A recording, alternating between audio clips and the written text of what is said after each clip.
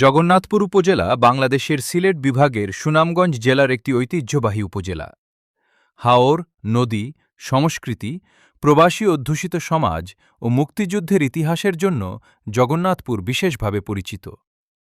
উপজেলার আয়তন প্রায় ৩৬৮ বর্গ কিলোমিটার এবং এটি সিলেট শহর থেকে প্রায় ৪৪ কিলোমিটার দূরে অবস্থিত।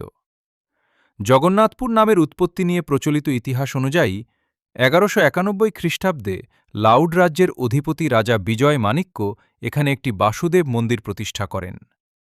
মন্দির প্রতিষ্ঠার দায়িত্বে ছিলেন জগন্নাথ মিশ্র নামের একজন ব্যক্তি।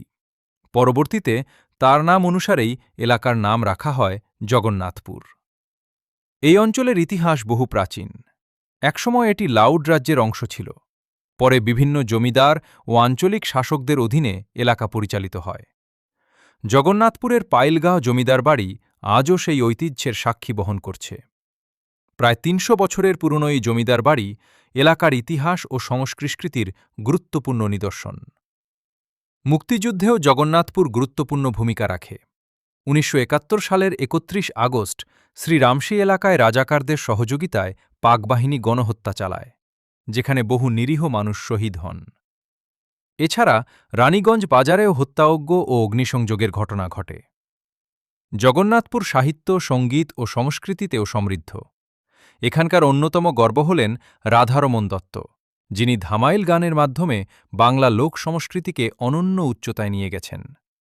এছাড়া আব্দুস সামাদ আজাদ, সুহাসিনী দাস এবং সৈয়দা সাহার বানুয়ের মতো গুণী ব্যক্তির জন্ম এই উপজেলায়। জগন্নাথপুরের অর্থনীতি মূলত কৃষি, মাছ ও প্রবাসী আয় নির্ভর। কুশিয়ারা নদী, হাওর ও সবুজ প্রকৃতি এই অঞ্চলের সৌন্দর্য আরও বাড়িয়ে দিয়েছে। এখানকার মানুষ আতিথেয়তা, সংস্কৃতি ও ঐতিহ্য ধরে রাখার জন্য সারা দেশে পরিচিত। পরবর্তী ভিডিও আপনার পছন্দের কোনো এলাকার হবে তা কমেন্ট করে জানাবেন। আর হ্যাঁ, লাইক কমেন্ট করতে ভুলবেন না।